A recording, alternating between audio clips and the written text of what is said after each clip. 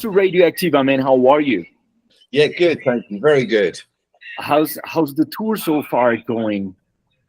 It's gone incredibly, somewhat frighteningly well, actually. The shows have been very successful. The album's gone down very well. The whole year has been kind of magical, really. So, and to put the icing on the cake, as we say, we're coming to South America in a few weeks. I mean, it's Central and South America. No, North and South America. So we're very, very excited. And first time in Colombia. Yes, we're coming Colombia. Yeah.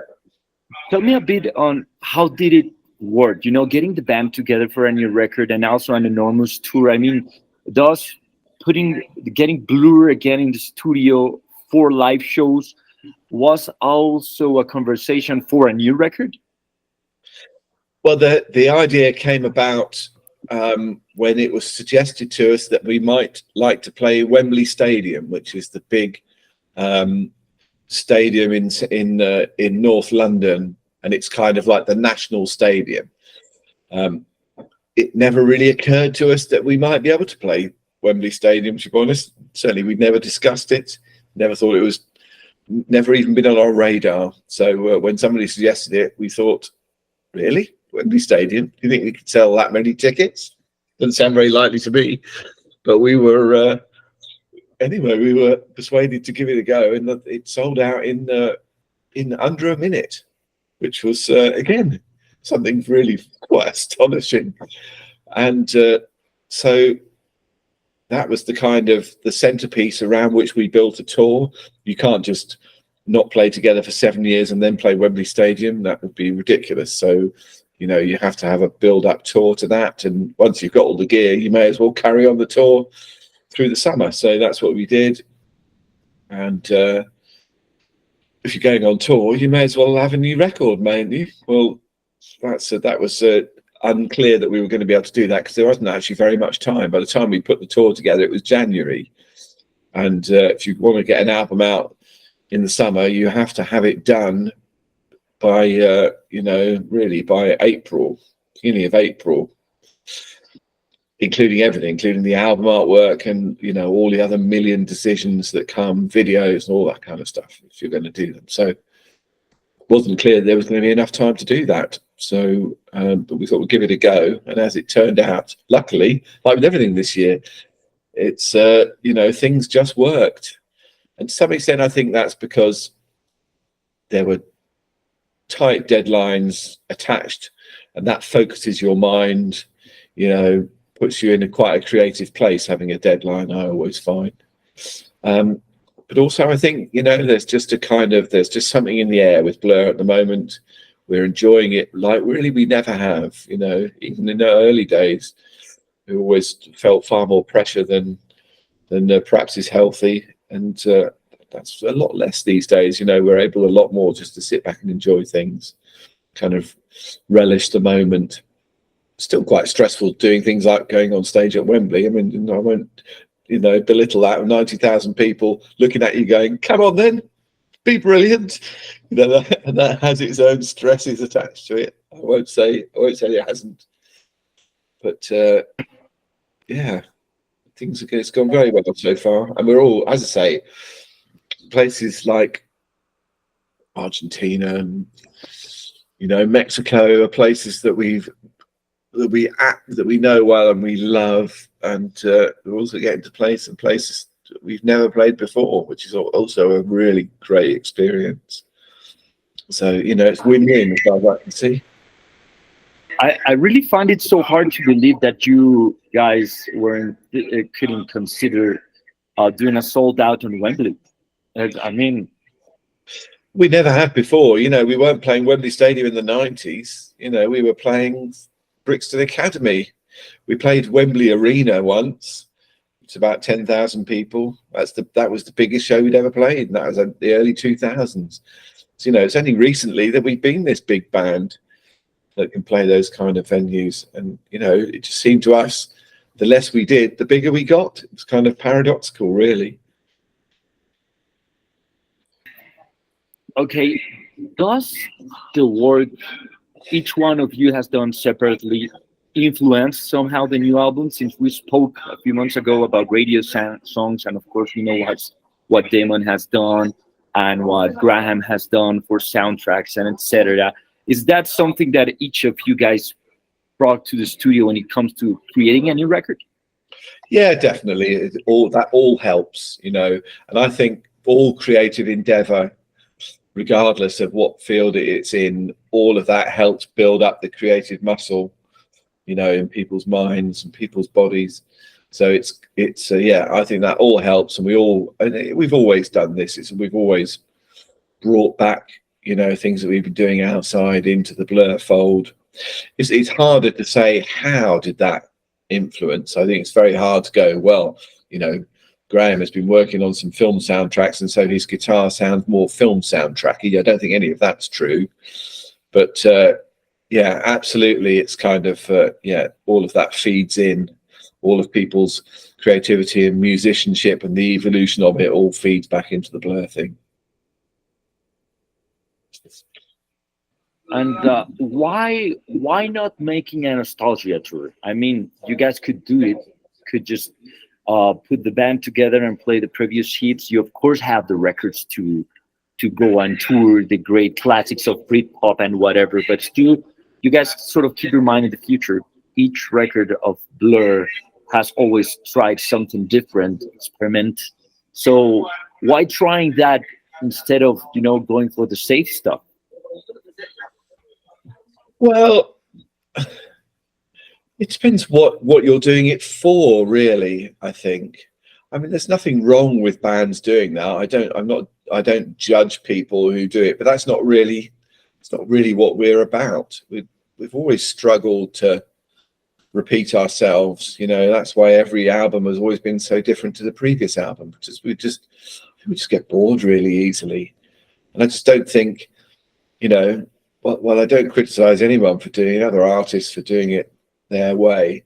I just don't think we'd last to the end of the tour, you know, if there wasn't some kind of jeopardy in it, if we were just doing the safe thing, you know, no new songs, no doing something in a new way, no sense at which the thing might collapse under its own weight, you know. Just going, well, what motivates you then to do the show? I mean, that's what we, you know, I guess in the one sense that's always been a strength of ours. The other sense, it's always been a weakness of ours, you know. I mean, we probably could be quite, if we were happy doing things that way, we could probably have quite happy lives. Just every 2 years, get the band out, do a nostalgia tour, put it back again, you know. Bands that do that seem quite happy, but we've always, you know, we've always been struggled with that, really, and it's terrible. It's terrible. It's a curse, but it's also a blessing, really, because it just means we're always pushing the boundaries and doing something new. It doesn't always work, you know. That's the problem with pushing the boundaries. It doesn't necessarily mean it's going to be better than the last one. You know, we've definitely made some odd choices along the way, but you know, nobody can accuse us of being boring. I think, you know, that's Yeah, it's just that I fully understand. I don't want to judge anyone either, but I'm thinking like, why going through the struggle of doing a whole new record when you could just play the old catalog? I mean, it's of course the band's decision, but it's always impressive when a band decides to come with a new record and a huge global tour and still perform new tracks. I know, and it's a risk. It's a risk, but that's why it's interesting, I guess, and that's why, for us, the kind of, you know, just turning up and playing the hits, which would be a very lucrative thing to do and a very easy way to earn a living, but it's just never been interesting, you know. I mean, we're in a very privileged position in that we do have a big catalogue. The catalogue is still relevant. People are still buying the records. People are still streaming it. So, you know, we're in a very, very privileged position. We're able to take that decision. You know, most musicians aren't in that very privileged position. So I'm not certainly not you know, criticizing anybody else for doing it the way they do it. But and you know, trust me, if we were all living hand to mouth and we were struggling to pay the mortgage, we would all be out there doing the nostalgia tour.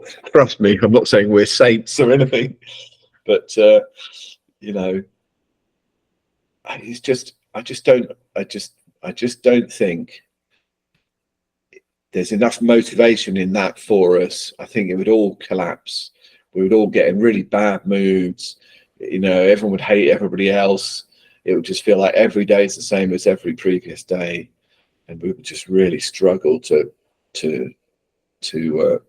find any interest in it. And so the shows wouldn't be good.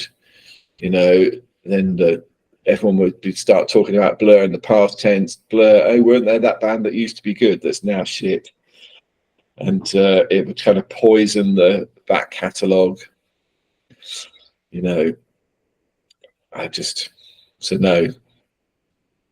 So no, we're always looking for something new, always looking for something different.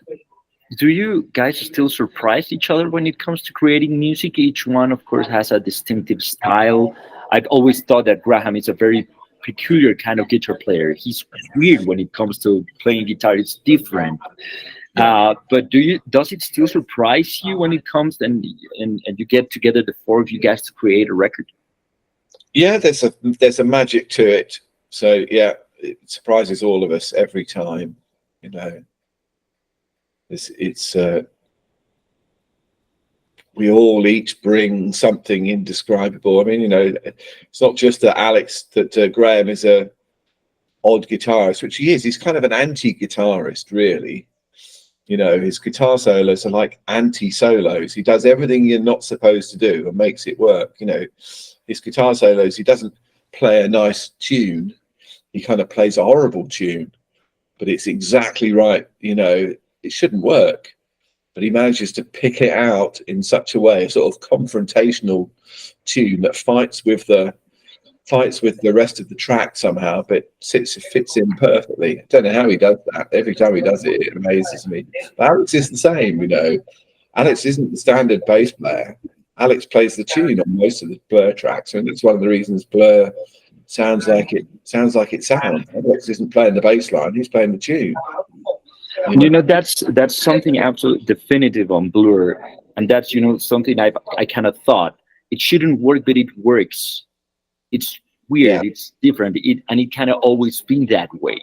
Yeah, that's true. And you know, Damon's the same. He takes a very unusual approach to his performances. He doesn't do the easy thing on the record. You know, fundamentally, he's a keyboard player and a guitarist, sort of rhythm guitarist. So he could just play rhythm guitar and play sort of backing keyboards. You know, that's what they do in most bands, where the singer's the guitarist and a keyboard player, or a keyboard player. That neither of those take the lead. But that's not what Damon does. You know, whatever Damon does is front and center, out. You know, kind of. It's the lead thing that's going on when he does it. That's unusual. Okay. There's no sense in which all of these people should be playing the tune. Graham can't be playing the tune, Alex playing the tune, Damon playing the tune, and Damon singing the tune. That doesn't work. You've got to have, conventional wisdom says one person has to play the tune, other people have to accompany them. That's what they do in other bands, you know. But it's interesting in the bands, you know, the bands where they don't do that, like the Smiths, again, is another one, a very similar one. Everybody plays the tune in the Smiths, even the drummer plays the tune in the Smiths. You know, in a sense, Morrissey's the only one who doesn't do the tune. You know, he has 2 or 3 notes. He sings them over and over to the point where it's repetitive. You know, I can't listen to the Smiths because of Morrissey's singing. But, you know, it's odd in that he's the only one that doesn't, even though he's the singer, he's not doing the tune. Nobody whistles the Morrissey part, do they? They whistle one of the other parts. They whistle the guitar part, or they hum the bass part. Nobody whistles Morrissey going. Nobody cares what he's doing. You know, it's kind of rubbish. Look, David, I would talk for hours about music with you, but they're just letting me know that we have to end up the interview. Okay. Fair enough. Great, man. Once again, thank you very much. Looking forward for the show, and it's great talking about music with you. Yeah, cool. Well, if you're around, then come up and say hello. Hopefully. Thank you very much once again. Bye bye. Okay, bye.